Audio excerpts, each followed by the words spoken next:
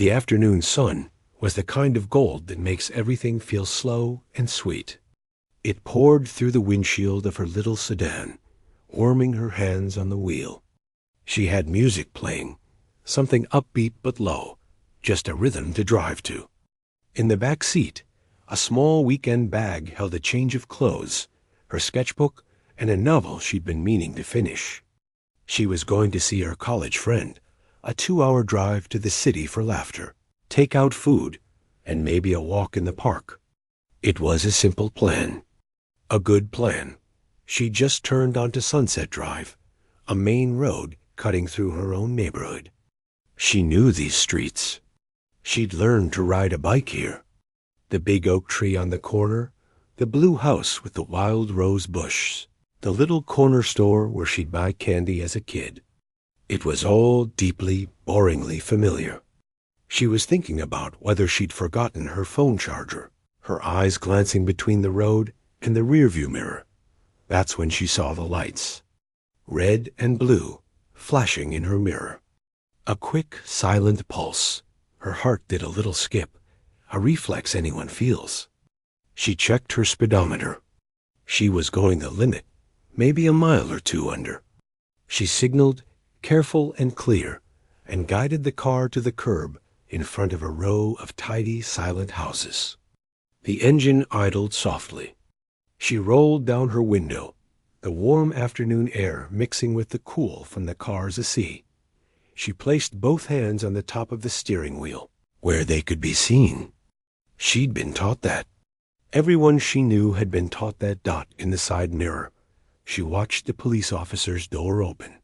He was tall, his uniform crisp. He moved with a deliberate, unhurried pace. He approached her car from the driver's side, his shadow falling across her lap. "Afternoon," he said, his voice flat. "License and registration, please." "Okay," she said, her voice calm. She moved slowly, explaining each motion. "My license is in my wallet in my purse.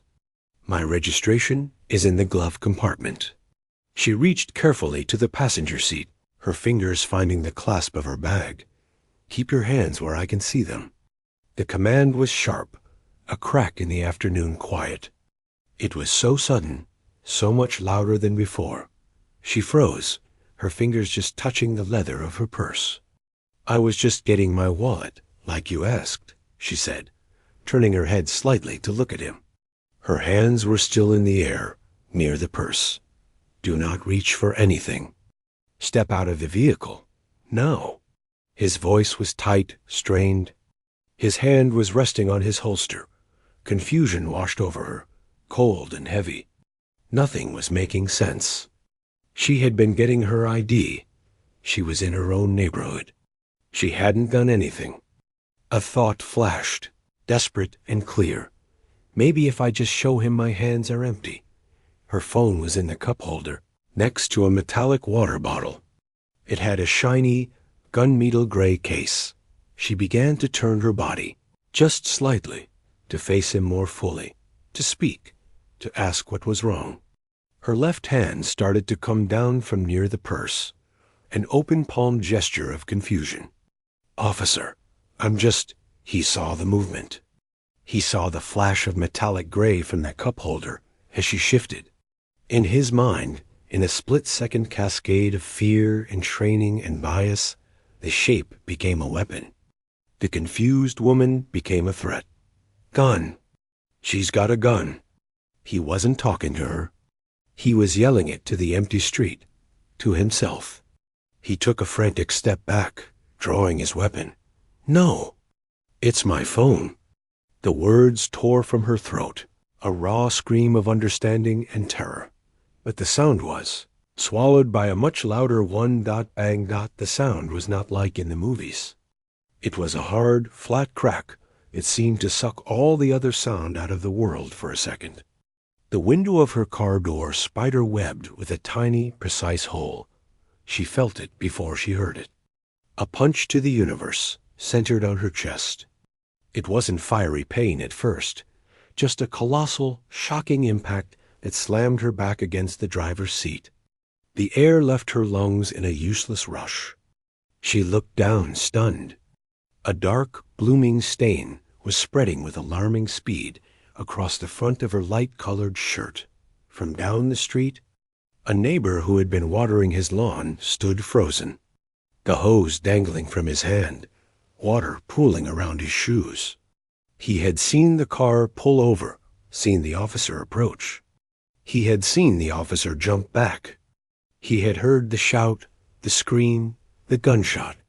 Now he saw the officer, his weapon still pointed, shouting into his shoulder radio, his voice high and distorted with panic. Shots fired. Officer needs assistance. Suspect down. The neighbor fumbled for his own phone, his fingers slipping on the wet screen. His call to 911 was a jumble. A police officer. He just shot someone. On Sunset Drive. A woman in a car. Oh my God, she's just sitting there. Please send an ambulance, now. Inside the car, a strange quiet descended. The ringing in her ears was a high-pitched whine. She was aware of things separately. The smell of gunpowder, sharp and bitter. The warm, sticky wetness spreading down her stomach. The desperate, ragged struggle of her lungs to find air. She tried to move her right hand to press against the wound, but her arm felt heavy, disconnected. Her head lolled against the headrest. She watched, as if from far away, as more police cars arrived. Sirens screaming, skidding to a stop, creating a fortress of flashing lights around her little car. Officers swarmed, weapons drawn, shouting commands she could no longer understand. They were shouting at her. She tried to say help, but only a wet, gurgling whisper came out. Her vision began to tunnel, the edges going dark, focusing only on the sunlight still glinting off her phone in the cup holder. The phone she had been afraid she'd forgotten got. It felt like an eternity before the medical sounds arrived. The softer, urgent voices of the paramedics. The metallic crunch of them prying her door open. The world became a blur of faces, hands, plastic and nylon. Sharp pressure on her chest. An oxygen mask over her nose and mouth. They hissed it loud. They lifted her onto a gurney, the movement sending a lightning bolt of pure white-hot fire through her torso. She cried out, a weak, animal sound muffled by the mask dot, as they loaded her into the back of the ambulance. Her eyes fluttered open for a second. She saw the officer who had shot her. He was standing by his patrol car, his face pale, being led away by another officer. He wasn't looking at her. He was staring at the ground dot, then the ambulance doors shut, closing off the sunny, horrible street. The siren started up, a new, different wail. Inside, a paramedic held her hand, his voice calm and steady in the chaotic speeding box. Stay with me, okay? Just keep looking at me. You're going to be okay. But she wasn't sure. Everything was cold now, and the pain was a deep, roaring thing. She thought of her mom, probably at home starting dinner. She thought of her little brother at his after-school job. They had no idea. In 1 minute, their whole world, had been shattered on a quiet street drenched in afternoon sun. The ambulance raced toward the hospital, toward a future that had suddenly become a desperate, fragile maybe. The waiting room was a place out of time. The lights were too bright, the chairs a hard, shiny blue plastic. A television in the corner played a morning news show on mute, the cheerful host smiling silently about recipes and weather. It felt like a terrible joke. Her mother had gotten the call from a neighbor, a voice she barely recognized, shaking and saying words that made no sense. Police and shot and Sunset Drive. She'd driven to the hospital faster than she'd ever driven, her heart pounding a frantic rhythm against her ribs. She'd found her son already there, his face pale, having heard a different version from a friend online. They held on to each other, not speaking, just holding on as if the other might float away. A doctor finally came out, his scrubs a pale green, his face carefully neutral. The words were a mix of medical terms and blunt reality. Asterisk critical condition. Gunshot wound to the upper torso. The bullet had caused significant damage. They had to remove her spleen. There was internal bleeding they had stopped. She was in a medically induced coma to let her body rest. The next 24 to 48 hours were crucial. Asterisk her mother listened, nodding, her mind latching on to the few bits of hope. Stable. For now. Fighting. She signed papers without really seeing them. Her brother asked questions in a tight, angry voice. Why was she shot? What happened? The doctor could only shake his head. That wasn't his part of the story. They took turns sitting by her bed in the intensive care unit. It was a forest of machines that hissed and beeped, a symphony keeping her alive. Tubes went into her nose, her mouth, her arms. A large bandage covered the center of her chest. She looked small and very young, like she had when she was a child asleep with a fever. Her mother would hold her still hand, talking softly about nothing the dog, the flowers in the yard, a movie they should watch when she got better. Her brother would sit stiffly, his jaw clenched, staring at the monitors as if he could force the numbers to be good by willpower alone. 2 days after the shooting, the police department held a press conference. The family watched it on the small TV in the hospital lounge. The police chief stood at a podium, looking grave and official. He expressed thoughts for a full recovery. Then he gave the facts. As the department saw them dot, it was a traffic stop for a broken taillight, he said. The officer, a 7-year veteran, had approached the vehicle. There was a non-compliant and agitated subject. The officer had perceived a threat. He had seen what he believed to be a weapon. He had fired 1 round in fear for his life. The involved officer was on paid administrative leave, pending a full and thorough investigation. The matter was also being reviewed by the district attorney's office. The chief took no questions. The screen cut back to the news anchors, who began discussing use of force protocols. In the quiet lounge, the air felt thick. Her brother stood up and kicked the leg of a chair, a short, sharp sound of pure frustration. Non-compliant? He whispered, his voice trembling. Agitated?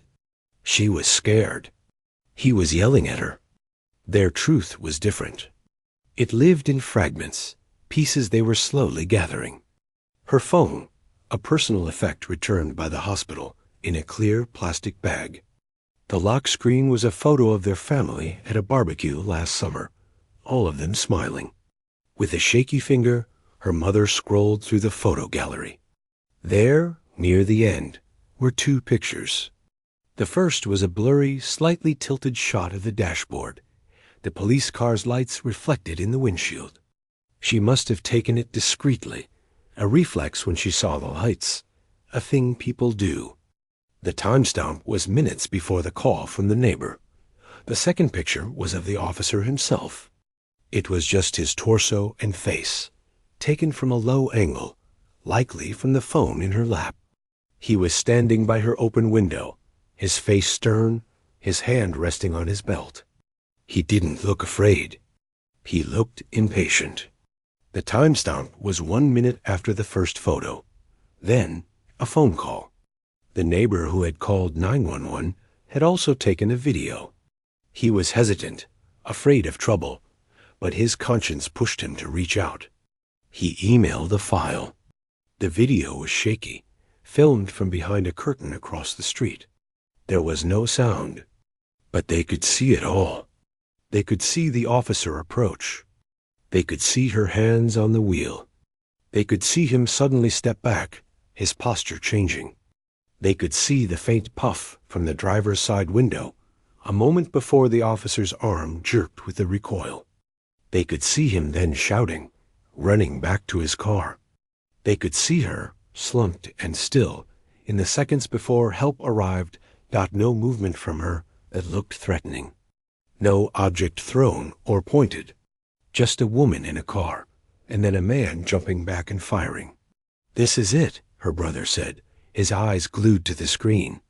"This proves it. He just shot her." But a lawyer they contacted, a weary-eyed man who specialized in these cases, was careful.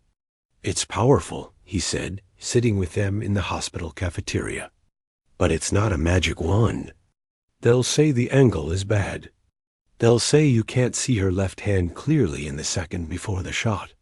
They'll say the officer's perception is what matters in the moment. This starts the fight. It doesn't finish it." So they began the fight. They filed a formal complaint. They released the 2 photos and the silent video to a local reporter who had been knocking gently on their door.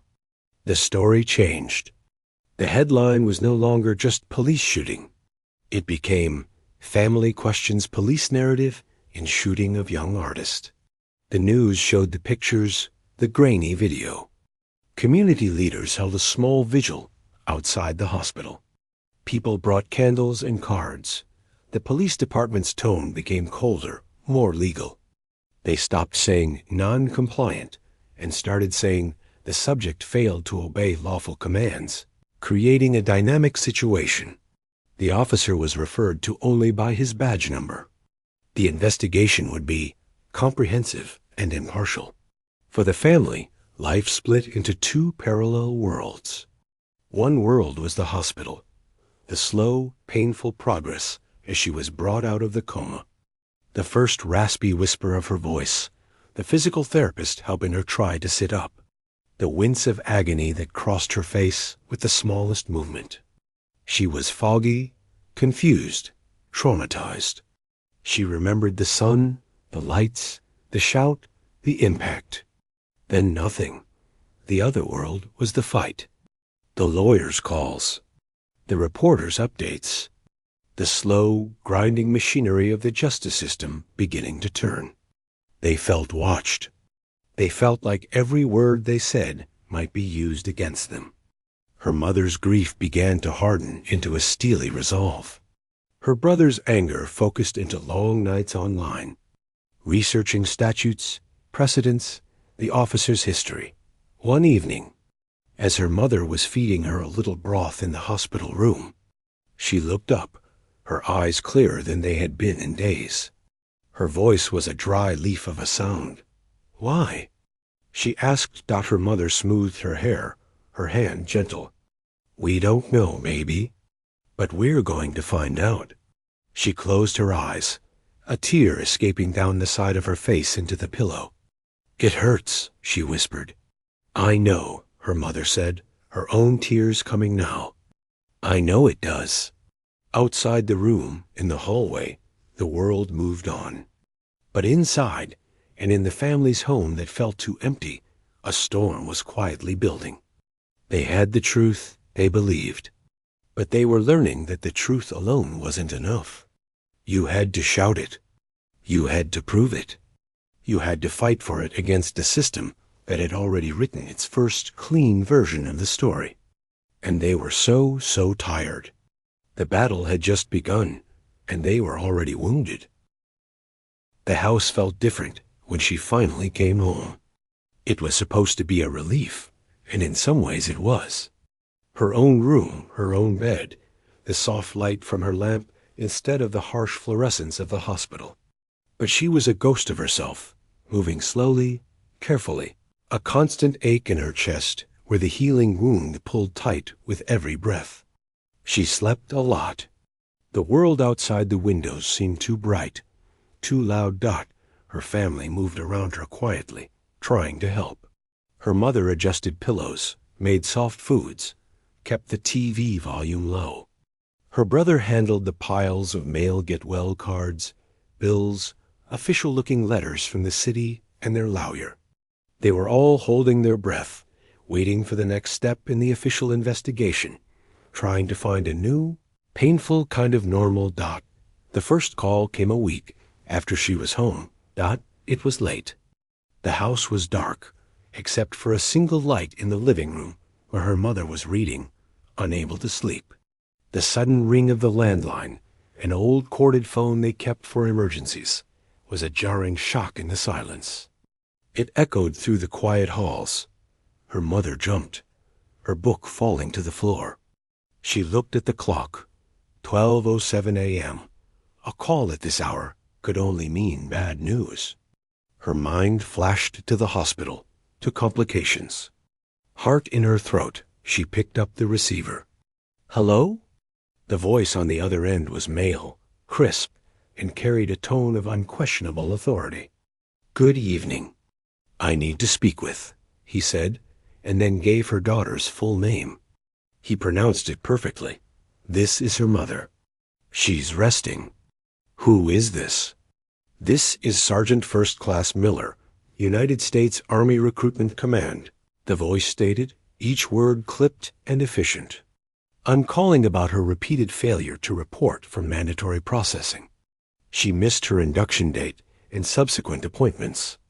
She is currently listed as absent without leave." A cold confusion washed over her mother. She gripped the phone tighter. "There's a mistake. A serious mistake. My daughter never enlisted in the Army. She was shot. She's been in the hospital. She's recovering at home right now." "Mom, the system shows a valid enlistment under her name and social security number," the sergeant replied, his voice impersonal, like a recorded message. "AWOL status is a serious federal offense. She needs to present herself at the Military Entrance Processing Station on Granger Boulevard by 0800 hours tomorrow, or this will escalate to the jurisdiction of the military police." "Listen to me," her mother said, her own voice rising with panic and anger. "She is a victim. She was shot by a police officer. She can barely walk. She hasn't signed anything. You have the wrong person. The information we have is correct," the voice insisted, devoid of any emotion. "Failure to comply will result in further action. Good night." The line went dead with a sharp click. Her mother stood in the dim light, the dial tone buzzing in her ear. Her hands were shaking. It was so bizarre, so officially menacing, that for a moment she doubted herself. Had her daughter, in some secret plan, signed up? No, it was impossible. She was a graphic designer, planning trips to see friends. She talked about, maybe, going back to school for her master's. Not basic training. She woke her son and told him what happened. He was instantly alert, his sleepiness gone. "It's a prank," he said, his face hard. "A sick, stupid prank. Someone saw the news. They decided not to tell her daughter that night. She needed the sleep, but the next night, the phone rang again at 12:06 a.m. This time her brother answered. A different voice, but with the same military stiffness, identified himself as Sergeant Davis. He gave the same script: failure to report, AWOL, the threat of military police involvement. Her brother argued, his voice tight with rage. He gave the name of their lawyer. He shouted that this was harassment. The caller simply repeated the instruction and hung up. Now it was a pattern. Now it was a threat. They told their daughter the next morning over breakfast. She was sitting at the kitchen table, pushing oatmeal around her bowl. When her mother explained the calls, her face went blank, then fearful. The color drained from her cheeks. "The Army?" she whispered. "Why would they think?" She looked at her family, her eyes wide. "I didn't do anything. I'm not doing anything." It was the helplessness in her voice that broke her brother's heart. She had just survived one terrifying authority figure. Now another, even more impersonal and powerful, was claiming she had broken its laws. That day, they took action. Her mother called the local Army recruitment center, the one on the other side of town. A polite young man answered. She explained the situation, the late-night calls, the AWOL threats. He put her on hold, then came back. "Mom, I've checked our system thoroughly. There is no record of an enlistment, or even an inquiry, under that name or social security number. Nothing at all. Those calls are not coming from us. The confirmation should have been a relief. It wasn't. It made the chill deeper. If it wasn't the real army, then who was it? And why? They called the police detective assigned to their case. They explained the harassing calls, the impersonation of military personnel. The detective listened. He sounded tired. "We've seen this before," he said, "with cases that get in the news. You get trolls, people with nothing better to do, trying to scare you. They get your information from the internet. They use voice-changing apps or spoof numbers. It's disgusting, but it's hard to trace." But they knew her social security number, her mother pressed, her voice trembling. Probably guessed. Or it's in some database from a past job application. Who knows, the detective said. "My advice? Change your number. Don't engage. They want a reaction. Starve them of oxygen, and they'll move on. Hang up. Change your number. Ignore it." The advice felt useless, like putting a bandage on a cancer. That night, they unplugged the landline. The silence felt heavy, but safe. But at 12:05 a.m., her brother's cell phone buzzed on the nightstand. A number he didn't recognize, with a weird area code. He let it go to voicemail. A minute later, a notification popped up. A voicemail. He played it, his speaker on low. "This is Captain Walsh with the U.S. Army Criminal Investigation Command," a new, colder voice said. "This is a final notification regarding the AWOL status of the subject. You are harboring a fugitive from military justice. This will have legal consequences for all involved. The next contact will be in person." The message ended. Her brother sat in the dark, his blood running cold. It wasn't just a landline anymore. They had his cell number. They knew his name. The word harboring echoed in his head. It sounded like a war movie. It didn't sound like a troll anymore. It sounded like a mission. He walked quietly to his sister's room. She was awake, staring at the ceiling, the faint light from the street lamp outlining her face. She heard him come in. "They called my phone," he said softly. She didn't move. "What did they say?" "Nothing important. Just more nonsense." He couldn't tell her. Not tonight. She turned her head slowly on the pillow to look at him. In the half-light, her eyes were pools of quiet fear. "They're never going to stop, are they?" She whispered. "First the police. Now this. It just keeps coming." He didn't have an answer. He just sat on the edge of her bed, and they listened to the silence of the house, a silence that no longer felt safe, but expectant. The official fight with the police department was a slow, public grind. But this was a shadow war, fought in the dark hours, designed for one purpose: to break their spirit, to make them feel watched, hunted, and guilty of crimes they didn't even understand. The detective said to starve them of oxygen. But in the dark of her bedroom, it felt like the oxygen was already being sucked out of the air, replaced by a slow, creeping dread. The advice to ignore the calls was like telling someone to ignore a wasp in the room. You could try, but your whole body stayed tense, waiting for the next sting. Unplugging the phone, blocking numbers, it was useless. The calls found a way. A new number would light up a phone screen, always just after midnight. The voices changed, sometimes a stern sergeant, sometimes a weary-sounding captain, sometimes a clipped, automated-sounding woman. The message was always the same. She was a deserter. She was in violation. Consequences were coming. It was the helplessness that was the worst part. The official investigation into the shooting was a slow, gray fog of waiting. But this was an active nightly attack.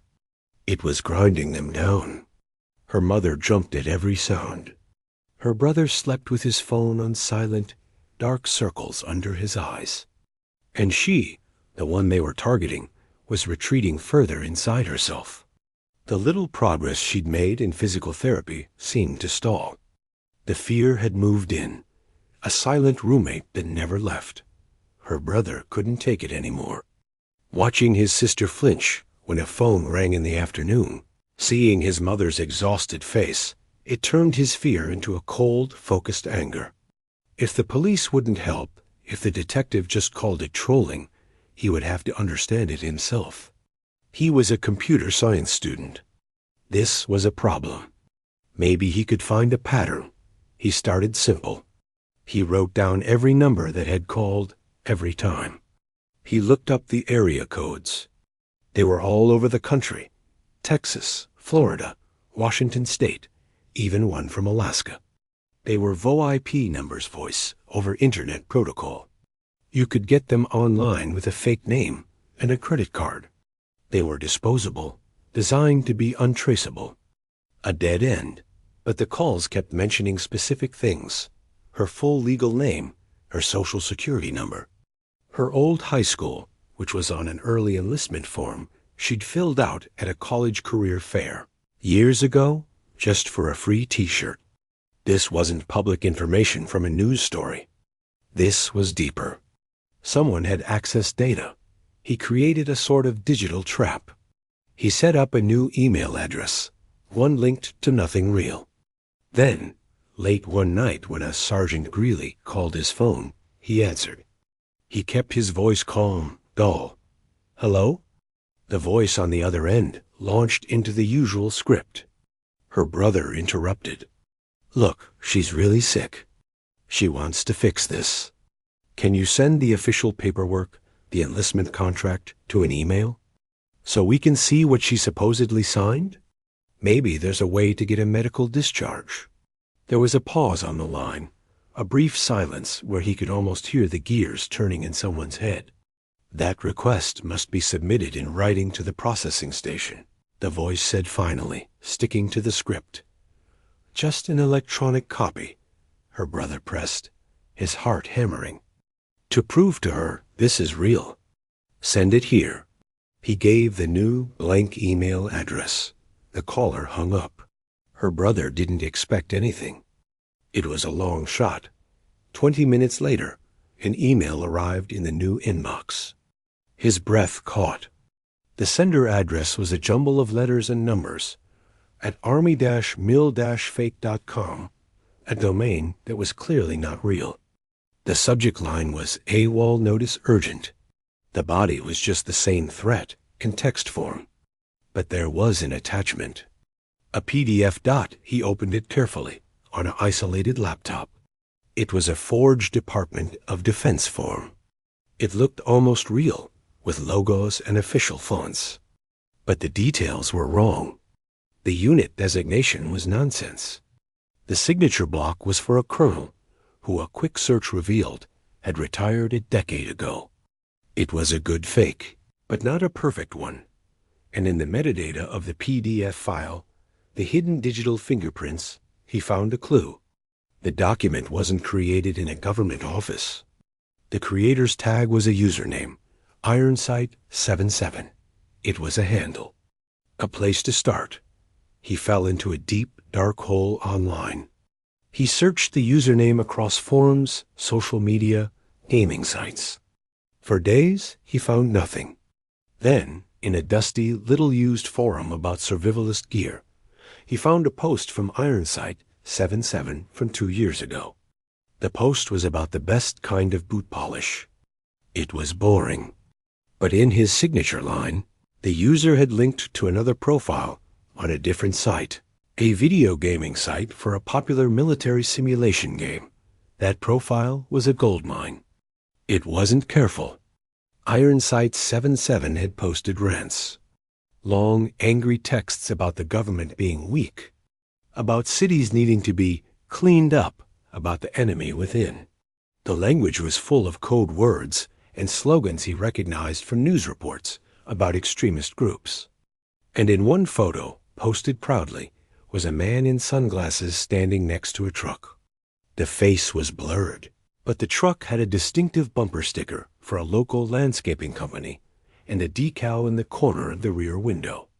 the logo of a fraternity from a nearby state university. Her brother's mind was racing, making connections that felt both insane and obvious. He switched gears. He started researching the police officer who had shot his sister. He read every news clipping, every public record. He found the officer's name in an old local newspaper article about a charity softball game. The article listed the players and their families. The officer had played. His teammate was his younger brother. A few more searches in public county records found the brother's name. And with that name, he went back to the university alumni database. It was public. The brother had graduated the same year the fraternity had been founded. He cross-referenced the fraternity's old roster photos online. And there he was, the officer's brother, in the same photo as the man with the distinctive truck from the Ironsight 7-7 profile. The pieces didn't just click together. They slammed into place with a force that made him feel dizzy. The officer's brother was not in the Army, but public records from a minor traffic ticket showed his occupation, former military police. He'd served one tour years ago. He'd been discharged. And now, according to his online life, he was deeply immersed in a world of paramilitary fantasy and online hate. It wasn't random internet trolls. It was connected. The shooting, the harassment, they were branches of the same poisonous tree. He didn't know what to do with this information. It felt too big, too dangerous. He was just a kid with a laptop. He told his mother what he'd found, showing her the screenshots, explaining the connection. She listened, her face growing pale and then grim. "We have to tell the lawyer," was all she said. But before they could, another piece of the puzzle fell into their laps. Their lawyer called, his usual weary tone replaced by something sharper, more urgent. "I just got a call," the lawyer said, from an anonymous tip line for the county sheriff's office. The caller wouldn't give a name, but they said they had information about ongoing harassment of the shooting victim's family. They said to look at the personal cell phone records of the shooting officer in the 6 months before the incident. Specifically, repeated calls to a number registered to a Patriot Front outreach group. The lawyer paused. "This isn't proof. It's a tip. It's smoke. But where there's this much smoke, I'm sending this to the FBI. This has gone beyond a local police investigation. This is conspiracy. This is civil rights territory." Her brother hung up the phone and looked at his mother. He didn't have to say it. The anonymous tip mirrored his own digital digging perfectly. The officer and his brother, one with a gun and a badge, the other with a keyboard and a twisted sense of purpose. The late-night Army calls weren't just harassment. They were a campaign, a deliberate psychological operation meant to terrify them into silence, to make them too unstable to be believed, to break their will to fight. The enemy wasn't a faceless system anymore. It had a shape. It had a face or two faces. And knowing that was both terrifying and, in a strange way, a relief. The monster had a name. Now they just had to figure out how to make anyone in power believe them, and more importantly, make them care enough to act. Armed with the digital trail and the anonymous tip, their lawyer made the call. He didn't go back to the local police. He bypassed them entirely. He contacted the Civil Rights Division of the local U.S. Attorney's Office, and he sent a detailed packet to the FBI field office. He framed it not as a simple harassment case, but as a potential conspiracy to deprive a victim of her rights, and as witness intimidation in an ongoing federal investigation. For the family, the weeks that followed were a strange, suspended silence. The late-night calls stopped. Just like that. One night, the phone rang at its usual witching hour, a different number. Her brother, his heart a drum in his chest, answered and said nothing. He heard a faint breath on the other end, then the click of a disconnect. It never happened again. The silence felt heavy, but it was a different kind of quiet. It was the quiet of a predator slipping back into the woods, not because it was gone, but because it sensed a larger hunter in the area. The family knew something was shifting when unmarked cars, dull sedans with government plates, began appearing outside their house for short periods. No one knocked. Then, two serious-faced men in suits visited their lawyer's office for 3 hours. They were from the FBI. They asked detailed, precise questions about the calls, the emails, the officer, his brother. They took copies of everything the brother had found. Life in the house tried to find a new rhythm. Her physical therapy became the central task of each day. She learned to breathe deeply without sharp pain. She could walk to the end of the driveway and back, leaning on her mother's arm. The bright sunlight on her face felt less like an assault and more like a simple fact of the world. She started to draw again, tentative pencil sketches at the kitchen table. They were dark, chaotic lines at first, but then they began to form shapes, a curve of a leaf outside the window, the patient face of the physical therapist. She was reclaiming small pieces of herself. The public fight with the police department was stalled, mired in procedure. But the shadow war, the one fought with spoofed calls and forged documents, was heating up somewhere out of sight as the announcement came on a Tuesday morning. It was a press conference, but not from the police chief. It was held at the federal courthouse. The U.S. attorney for the district stood at a podium flanked by the FBI special agent in charge. Cameras clicked. The family watched it live on the local news. They huddled around the television, holding hands. The U.S. attorney spoke in clear, legal sentences that carried immense weight. He announced a federal grand jury had returned indictments. First, he said, the police officer involved in the shooting was charged with a federal civil rights violation willfully using unreasonable force, depriving an individual of her constitutional right to be free from excessive seizure. The language was dry, but the meaning was colossal. The case was no longer just a local internal review. It was a federal crime. Then the prosecutor's tone grew even colder. Additionally, he said, we are announcing charges against 2 other individuals in a related conspiracy. He named the officer's brother. He named an associate, a friend from the online forums. They were charged with stalking, witness intimidation, and conspiracy to commit cyber harassment across state lines. The prosecutor detailed the scheme, the creation of fake military personas, the spoofed calls designed to inflict maximum psychological terror on a victim and her family, the intent to obstruct an investigation. He held up a document. It was a printout of the fake AWOL notice, the one with the creator tag, Ironsight 77. This was not a prank, the prosecutor said, his gaze stern for the cameras. This was a deliberate, calculated campaign of fear, launched by individuals connected to the very event under investigation. It was an attack on the justice system itself. He took no questions. The screen cut to stunned news anchors. In their living room, the family sat perfectly still for a long moment. Then her mother began to cry, silent tears of relief and exhaustion rolling down her face. Her brother let out a long, shaky breath he felt like he'd been holding for months. He squeezed his sister's hand. She was looking at the TV screen, now showing a mugshot of the officer's brother. He looked ordinary, angry, small. She felt nothing for him. No hatred, no victory. Just a hollow distance. The monster had a name, and the name was in handcuffs. It was a fact. It didn't heal the wound in her chest. The phone rang. They all jumped, the old fear flashing for a second. It was their lawyer. His voice crackled with a rare energy. "This is huge," he said. "The feds have everything. The call records, the forum posts, the digital breadcrumbs.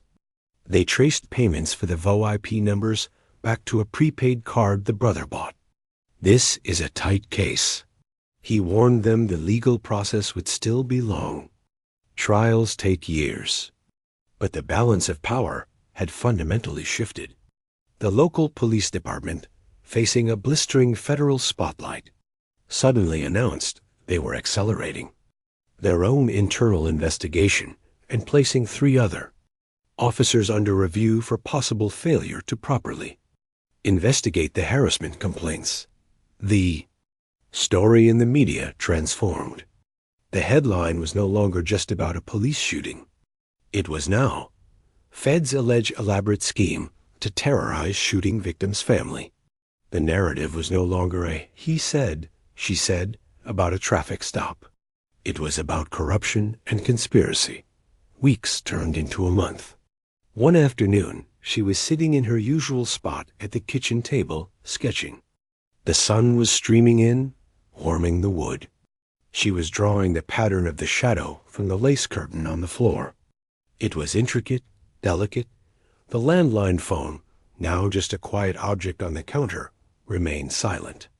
Her own cell phone, beside her, was filled with texts from friends checking in, sending silly memes, asking if they could visit. Normal things. Her mother was washing dishes at the sink, her back to the room. Her brother was at the table too, typing on his laptop, applying for summer internships. The quiet was filled with the soft clink of dishes, the tap of keys, the scratch of her pencil dot. It was an ordinary moment. It was precious dot. She stopped drawing and looked at her family. She saw the new gray strands in her mother's hair that hadn't been there before. She saw the focused line of her brother's brow, the way he'd grown older and harder in just a few months. They had gone to war for her, a war she never asked for, fought in court filings and digital evidence and midnight terror. "Thank you," she said, her voice quiet but clear in the sunny room. They both looked up. Her mother turned, her hands dripping with soapy water. Her brother stopped typing. "For what?" Her mother asked softly. "For fighting," she said. It was all she could say. The words for what they had endured, the fear, the rage, the steadfast, dogged love, didn't really exist. Her mother came over, drying her hands on a towel, and kissed the top of her head. "Always," she whispered. The road ahead was still long. There would be court dates, painful testimony, the slow grind of justice. The physical pain would come and go. The memory of the shot, of the hospital, of the midnight calls, would probably never leave her. But in that sunny kitchen, for the first time since the flash of those red and blue lights, she felt the weight of the fear begin to lift. Not gone, but shared. They had been heard. They had been believed. The shadow that had stretched from a police cruiser to their very phones had been named, contained, and was facing its own day in court. She picked up her pencil again. She looked out the window at the peaceful street, the same street that had once held such violence. Now it was just a street. She turned to a fresh page in her sketchbook. She wasn't sure what she would draw next. Maybe something from the garden. Maybe something from her imagination. For the first time in a long time, the next page was blank, and it was hers to fill.